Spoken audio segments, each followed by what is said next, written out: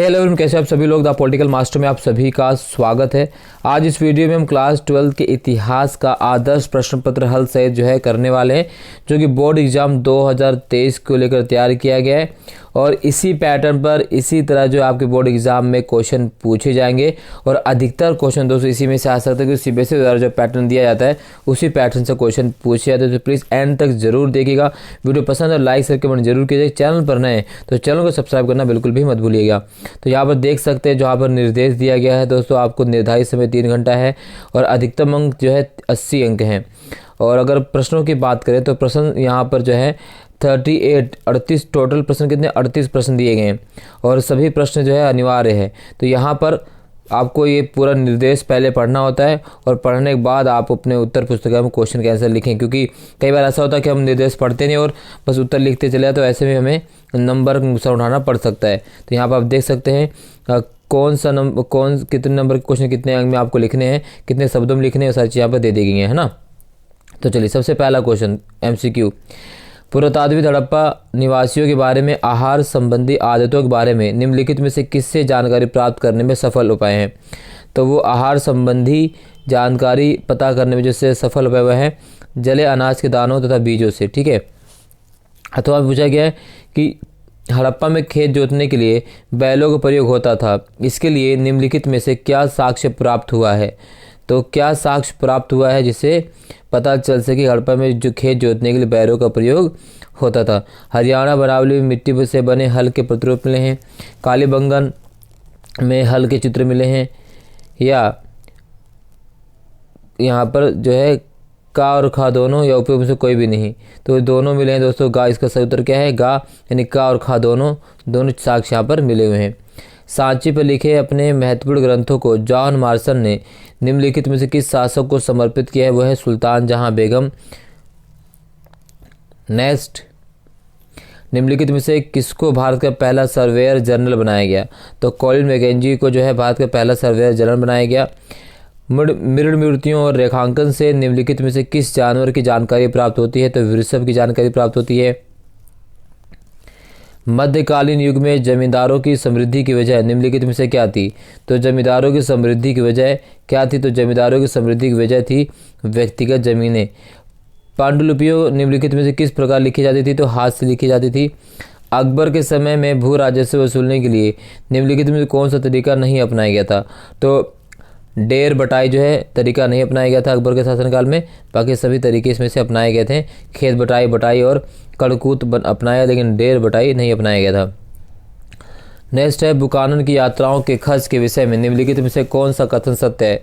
तो बुकानन की यात्राओं के विषय में जो कथन सत्य है वह है बुकानन की यात्राओं का खर्च ईस्ट इंडिया कंपनी उठाती थी। अंग्रेजों को हिल स्टेशनों पर रहना पसंद क्यों था। इसके लिए निम्नलिखित में से कौन सा कारण सही है। तो हिल स्टेशन अंग्रेजों और यूरोपियों के लिए क्या थे, आदर्श स्थान थे और अपने घर जैसी वहाँ पर उन्हें जलवायु मिलती थी और बस्तियाँ वो बसाना चाहते थे वहाँ पर। गांधी जी ने नमक सत्याग्रह के लिए साबरमती आश्रम से समुद्र की ओर निम्नलिखित में किस तिथि को चलना प्रारंभ किया। तो 12 मार्च 1930 को। मुस्लिम लीग ने उपमहाद्वीप के मुस्लिम बहुल इलाकों के लिए कुछ स्वायत्तता की मांग का प्रस्ताव कब पेश किया। तो मार्च 1940 में। नीचे दो कथन अभिकथन ए और कारण आर दिए गए हैं। दिए गए विकल्पों में से सही विकल्प का चयन कीजिए। तो यहाँ पर दिया गया है, हड़प्पा काल के बारे में हाल ही में हुई कुछ पुरातात्विक खोजें इंगित करती हैं कि तांबा संभवतः अरब प्रायद्वीप के दक्षिण पश्चिम छोर पर स्थित ओमान से भी लाया जाता था। कारण आर कहता है कि रासायनिक विश्लेषण दर्शाते हैं कि ओमानी तांबे और हड़प्पाई पुरावस्तुओं दोनों में निकल के अंश मिले हैं, जो दोनों के साझा उद्भव की ओर संकेत करते हैं। संपर्क के और भी संकेत मिलते हैं। एक विशिष्ट प्रकार का पात्र अर्थात एक बड़ा हड़प्पाई मर्तबान जिसके ऊपर काली मिट्टी की मोटी परत चढ़ाई गई थी, ओमानी स्थलों से मिला है। ऐसी मोटी परतें तरल पदार्थों की रिसाव को रोक देती हैं और संभव है कि हड़प्पा सभ्यता के लोग इनमें रखे सामान का ओमानी तांबे से विनिमय करते थे। तो यहाँ पर बात करें तो अभिकथन ए ठीक है और आर द्वारा उसकी व्याख्या भी ठीक है। ठीक है, तो अभिकथन और कारण दोनों सही है। ठीक है। अब अबुल फजल सुलह कुल के आदर्श को प्रबुद्ध शासन की आधारशिला नहीं बताता है। कारण, सुलह कुल में यूँ तो सभी धर्मों और मतों के अभिव्यक्त करने की स्वतंत्रता थी, किंतु उसकी एक शर्त थी कि वे राज्य सत्ता को क्षति नहीं पहुंचाएंगे अथवा आपस में नहीं लड़ेंगे। सुलह कुल का आदर्श राजनीतियों के जरिए लागू नहीं किया गया। मुगलों के अधीन अभिजात वर्ग मिश्रित किस्म का नहीं था, अर्थात इसमें ईरानी, तुरानी, अफगानी और राजपूत दक्खनी सभी शामिल नहीं थे। तो अभिकथन और कारण आर दोनों गलत हैं। ठीक है, दोनों गलत है इसे। इसी प्रकार से अथवा में एक क्वेश्चन पूछा, यहाँ पे इसका उत्तर नीचे दिया गया है। तो अभिकथन और कारण से जो क्वेश्चन पूछे थे इसी आधार पर क्वेश्चन पूछे जाते थे, इस तरह आपको करना है दोस्तों। 12वां क्वेश्चन पूछा गया, निम्न चित्र किसका है? तो निम्न चित्र है किसका? 12वीं शताब्दी में निर्मित कराईकल अम्मैयार की जो कांस्य मूर्ति है। तो चित्र से 1-2 क्वेश्चन जरूर पूछेंगे। जितने भी चैप्टर में आपके चित्र है ज़्यादातर आप विजयनगर साम्राज्य से अगर देख लेंगे, और अगर उसकी बात करें तो चित्र से संबंधित क्वेश्चन वहाँ से जरूर पूछे जाएंगे, तो उसको आपको देखना है। इसी प्रकार से उपयुक्त चित्र निम्नलिखित में से किस नेता का है? तो उपयुक्त चित्र है महात्मा गांधी का। ठीक है, प्रश्न नंबर 14 यहाँ पर देख सकते हैं, डैश ने साक्ष्य पर लिखे अपने महत्वपूर्ण ग्रंथों को सुल्तान जहाँ को समर्पित किया था? John Marshall. ऊपर हमने क्वेश्चन पढ़ लिया, इसका सेम आंसर था। पंचायत का सरदार एक मुखिया होता था जिसे डैश या मंडल कहते थे? मुकद्दम। तो पंचायत का सरदार मुखिया होता जिसे मुकद्दम या मंडल कहते थे। मद्रास में डैश इलाका ब्रिटिश आबादी के रूप में जाना जाता था? Fort Saint George. तो मद्रास में फोर्ट सेंट जॉर्ज था। फोर्ट विलियम, ठीक है, वो कहाँ था? तो कलकत्ता में था। ठीक है, इसी तरह 17वां क्वेश्चन, डैश को मुस्लिम लीग ने उपमहाद्वीप के मुस्लिम बहुल इलाकों के लिए कुछ स्वायत्तता की मांग का प्रस्ताव पेश किया? तो मार्च 1940, 23 मार्च 1940 को यह प्रस्ताव पेश किया गया था। निम्नलिखित का मिलान कीजिए, सेलखड़ी, कार्नेलियन, तांबा, कांसा, मनके। तो यहाँ पर आप देख सकते हैं जो है मिलान इस तरह से यहाँ पर किया गया है। तो सेलखड़ी, अगर पहले के मिलान की बात करें तो सेलखड़ी एक मुलायम पत्थर होती थी। ठीक है, कार्नेलियन की बात करें तो कार्नेलियन लाल रंग का होता था। कांसा तांबा की बात करें तो कांसा तांबा जो था वो तो धातु थी, और मन के चौंधड़ों से प्राप्त हुए थे। इसी प्रकार से अथवा में यहाँ पर मिलान करने के लिए कहा गया है, हड़प्पाई संस्कृति, मृणमूर्तियाँ, शोत्रगृह स्थल और बनावली। तो अगर हड़प्पा संस्कृति की बात करें तो सिंधु घाटी की संस्कृति, मृणमूर्तियाँ की बात करें तो कृषि, शोत्रगृह स्थल की बात करें तो नहरों के अवशेष, और बनावली की बात करें तो बनावली कहाँ पड़ता है? हरियाणा में। ठीक है, राखीगढ़ी और बनावली हरियाणा में पड़ते हैं ये। इसी प्रकार से कृष्णदेवराय, मुगल काल, सुलह कुल, हम्पी। तो कृष्णदेवराय की बात करें तो कृष्णदेवराय जो विजयनगर के शासक थे। मुगल काल की बात करें तो मुगल काल संबंधित है अकबर। सुलह कुल की बात करें तो सुलह कुल की अगर हम यहाँ पे देखें तो सुलह कुल संबंधित कौन है? अकबर है। ठीक है, और मुगल काल की बात करें तो मुगल काल में जमींदारी व्यवस्था थी। और हम्पी की अगर बात करें तो हम्पी जो है यहाँ पर आप देख सकते हैं कर्नल कॉलिन मैकेंजी, हम्पी खोज उसने की थी, है ना। इसी प्रकार से यहाँ पर भी मिलान दिया गया है। तो बसवन्ना लिंगायत, 13वीं शताब्दी में भक्ति परंपरा विकास और मुसलमान शासक। तो बसवन्ना की अगर हम बात करें तो बसवन्ना वीर से और लिंगायत थे। लिंगायत की बात करें तो लिंगायत विधवा विवाह को मान्यता देते थे। और 13वीं शताब्दी में भक्ति परंपरा की बात करें तो 13वीं शताब्दी में भक्ति परंपरा जो है महाराष्ट्र में शुरुआत होती है। और मुसलमान शासक जो उलेमा, ये चारों हिस्से से मिलान में आएंगे। अगला है कॉलम पितृपक्ष, मातृपक्ष, मंगोलों बर्बर उपहास और अफगान नेता। तो पितृपक्ष की बात करें तो पितृपक्ष जो है तैमूर थे वो मंगोल। और मातृपक्ष से अगर हम बात करें तो मातृपक्ष से वो चंगेज खान। मंगोलों बर्बर का है ना वो उपहास करना, ठीक है, वो किसको? शेरशाह सूरी। ठीक है, नहीं, मंगोलों को बर्बर का उपहास करना किसी बाबर ने किया था। और अफगान नेता जो है वो शेरशाह सूरी था। इसी प्रकार से आपको ये भी यहाँ पर जो दिए गए हैं। ठीक है, अगला क्वेश्चन 23वां, सामान्य लोगों के जीवन का पुनर्निर्माण इतिहासकार कैसे करते हैं? तो ये मोस्ट इंपॉर्टेंट दोस्तों, बहुत बार क्वेश्चन पूछा गया है। इस बार सीबीएसई ने अपने सैंपल पेपर में इसको दिया था और आदर्श प्रश्न पत्र में भी। तो ये क्वेश्चन आपको करना है। ठीक है, मोस्ट इंपॉर्टेंट क्वेश्चन है ये कि इतिहासकार सामान्य लोग जीवन के पुनर्निर्माण इतिहासकार कैसे करते हैं। नेक्स्ट 24 जो है, जैन धर्म के विस्तार पर टिप्पणी लिखिए। तो यहाँ पर देख सकते हैं कि बौद्धों की तरह ही जैन विद्वानों ने प्रकृत, संस्कृत, तमिल जैसी अनेक भाषाओं में काफ़ी साहित्य का सृजन किया। सैकड़ों वर्षों से इन ग्रंथों की पांडुलिपियों मंदिरों से जुड़े पुस्तकालयों में संरक्षित है और धार्मिक परंपराओं से जुड़ी हुई सबसे प्राचीन मूर्तियों में जैन तीर्थंकरों के उपासकों द्वारा बनवाई गई मूर्तियाँ भारतीय उपमहाद्वीप के कई हिस्सों में पाई जाती हैं। अभी जो है जैन तीर्थ जो बहुत बड़ा तीर्थ है झारखंड में, ठीक है, संबेद शिखर, उसको जो पर्यटन स्थल घोषित कर दिया गया था, बट इसको विरोध करने पर उस स्थल को पर्यटन स्थल से जो है नाम वापस ले लिया गया। झारखंड में पड़ता है और काफ़ी आंदोलन होता है, तो काफ़ी महत्वपूर्ण धर्म है भारत में जैन धर्म। नेक्स्ट है विजयनगर साम्राज्य के विस्तार में कृष्णदेवराय के योगदान पर प्रकाश डाली। तो विजयनगर साम्राज्य में कृष्णदेवराय का बहुत ही महत्वपूर्ण योगदान है। इस चैप्टर का मोस्ट इंपॉर्टेंट क्वेश्चन भी है, तो इसको आपको करना जरूर, बहुत ही इंपॉर्टेंट क्वेश्चन दोस्तों, इसको आपको कर लेना है, ठीक है।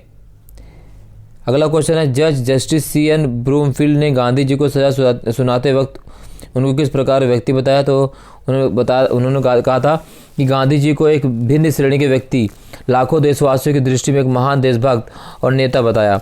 उन्होंने कहा कि उनसे मतभेद रखने वाले व्यक्ति भी उन्हें उच्च आदर्श और पवित्र जीवन वाला व्यक्ति मानते थे। कानून की अवहेलना करने के कारण उन्हें 6 वर्ष की सजा सुनाई गई, परंतु जज ने कहा यदि भारत में घट रही घटनाओं की वजह से सरकार के लिए सजा के इन वर्षों में कमी और आपको मुक्त करना संभव हुआ तो इससे मुझे ज़्यादा कोई प्रसन्न नहीं होगा। तो ये मतलब ये गांधी जी के व्यक्तित्व की बात थी। अब देख सकते हैं कि एक जज जो गांधी जी को सजा सुना रहा है वो गांधी जी के बारे में क्या राय रखता था, वो गांधी जी के सोच से कितना वाकिफ था। इसी प्रकार से निम्नलिखित स्रोतों को पढ़िए और उनके नीचे दिए गए प्रश्नों को उत्तर दिए। स्रोत आधारित क्वेश्चन भी इस तरह से क्वेश्चन पूछेंगे, आपको स्रोत जो आधारित क्वेश्चन पढ़ के उसका उत्तर देना है। नीचे इसके उत्तर क्वेश्चन पूछेंगे, इसका उत्तर भी यहाँ पर दिया गया है, तो ये सारी चीज़ें आपको कर लेनी दोस्तों। स्रोत आधारित क्वेश्चन आपको सभी बताए वो आपके पुस्तक से पूछे जाते हैं। किसी भी चैप्टर से जो है ग्राफ मतलब एक पैसेज उठाकर उसी में आपको क्वेश्चन पूछा जाएगा। अगला है राज्य का चरमोत्कर्ष तथा पतन, ठीक है, कृष्णदेवराय के शासन से पूछा गया है चैप्टर से, ठीक है। नमक सत्याग्रह क्यों, नमक विरोध का प्रतीक क्यों था, इसके बारे में महात्मा गांधी ने लिखा है, ठीक है, ये भी आपको करना है। और उसके बाद में इसकी जो उसके बाद उत्तर क्वेश्चन पूछेंगे उसके उत्तर को आपको यहाँ पे देख लेना है, ठीक है। अब आते हैं लघु उत्तरीय प्रश्न पर। हड़प्पा सभ्यता के अंतर्गत कृषि प्रौद्योगिकी का वर्णन कीजिए। तो हड़प्पा सभ्यता के अंतर्गत कृषि प्रौद्योगिकी बहुत उन्नत थी। बैलों का प्रयोग कृषि के लिए किया जाता था, हल का प्रयोग भी हुआ था और 2 फसलें उगाने वहाँ पर भी होती थी, इस तरह से। अगला क्वेश्चन है 17वीं शताब्दी के दौरान उत्तर भारत के औसत किसान की हालत का वर्णन कीजिए। तो 17वीं शताब्दी के दौरान उत्तर भारत के औसत किसान की हालत का वर्णन यहाँ पर आप देख सकते हैं, जो यहाँ पर दी गई है, ठीक है ना। ये सारी चीज़ें आपको करनी है। इसी प्रकार से क्वेश्चन नंबर 32, 1857 के जन विद्रोह से पहले के वर्षों में भारतीय सिपाहियों के अपने गोरे अफसरों के साथ संबंधों की अपेक्षा जो है संबंधों की समीक्षा कीजिए। तो भारतीय सैनिकों के अपने गोरे जो है कैसे संबंध थे वो सारी चीज़ें यहाँ पर दे दी गई हैं, ठीक है। 8 नंबर वाले क्वेश्चन भी यहाँ से पूछे गए हैं। क्या उपनिषदों के दार्शनिकों के विचार नीतिवादी और भौतिकवादी से भिन्न थे? अपने जवाब के पक्ष में उत्तर दीजिए, ठीक है। तो ये क्वेश्चन 33 सारे यहाँ पर दिए गए हैं, ठीक है। अथवा क्या यह संभव है कि महाभारत एक ही रचयिता था? चर्चा कीजिए। तो महाभारत का एक ही रचयिता नहीं था, क्योंकि महाभारत का जो आप सभी पता है कि महाभारत का जो चित्रण किया है कई सालों में लगातार इसका होता रहा है। तो ये क्वेश्चन तो इस चैप्टर से तो एक 8 नंबर क्वेश्चन तो आएगा, तो ये ज़रूर इसको आपको करना है, ठीक है ना। इसके बाद है 1857 के विद्रोह की विभिन्न छवियों या रूपों का वर्णन कीजिए। तो 1857 विद्रोह की विभिन्न छवियाँ रूप थे। अंग्रेजों न्याय को गुणगान किया गया, अंग्रेज औरतों तक ब्रिटेन की प्रतिष्ठा, प्रतिशोध और सबक, दहशत का प्रदर्शन, दया के लिए कोई जगह नहीं, राष्ट्रवादी दृश्य कल्पना। अथवा में पूछा गया अफवाहें तभी फैलती जब उनमें लोगों के दिमाग में गैरत, दबे डर और संदेह की अनुगूंज सुनाई देती है। 1857 के विद्रोह के संदर्भ में इस कथन किस प्रकार से उचित था? यह कथन आपको इसमें उत्तर देना है, ठीक है। तो ये सारी चीज़ें आपको कर लेनी है, ठीक है।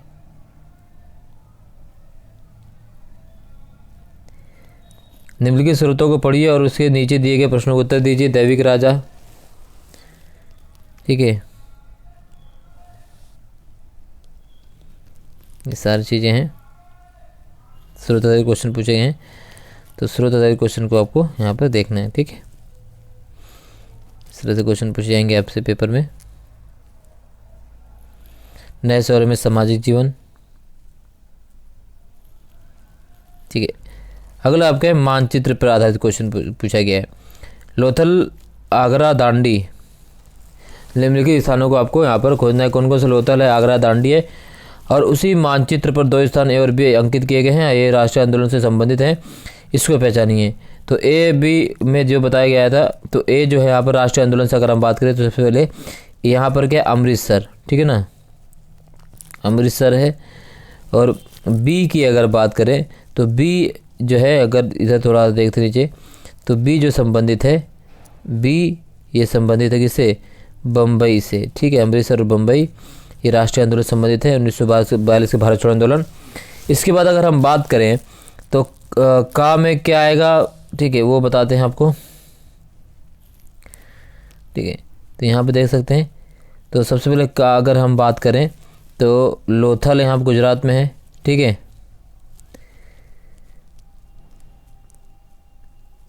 और आगरा और दांडी, तीसरे से भी क्वेश्चन आपको पेपर में लोथल ही आ रहा। आगरा की अगर हम बात करें तो आगरा कहाँ पड़ता है, उत्तर प्रदेश में। ठीक है, तो आगरा यहाँ से कह सकते हैं, आगरा हो गया। और दांडी कहाँ है, तो गुजरात में। दांडी कहाँ पर है, तो यहाँ पर थोड़ा सा इधर। ठीक है, इस तरह से आपको लिखना है। तो ये कंप्लीट जो है आदर्श प्रश्न पत्र सैम्पल पेपर है, जो सीबीएसई के पैटर्न पर आधारित है, सीबीएसई द्वारा दिया गया है। तो इसको आपको कंप्लीट कर लेना। और साथ ही साथ हमारे चैनल पर इंपॉर्टेंट क्वेश्चन की सीरीज चलाई जा रही है। और अगर आप एसएसटी में अच्छे नंबर से पास होना चाहते हैं, 90+ नंबर लाना चाहते हो, तो आप वो इंपॉर्टेंट सीरीज जरूर देखिएगा। और उसको देखने पर मैं गारंटी देता हूँ कि आप 90+ हिस्ट्री में, पॉलिटिकल साइंस में जरूर आएंगे। इस वीडियो में बस इतना ही। वीडियो अच्छी लगी तो लाइक शेयर कमेंट जरूर कीजिएगा। मिलते हैं नेक्स्ट वीडियो में, तब तक के लिए जय हिंद, धन्यवाद।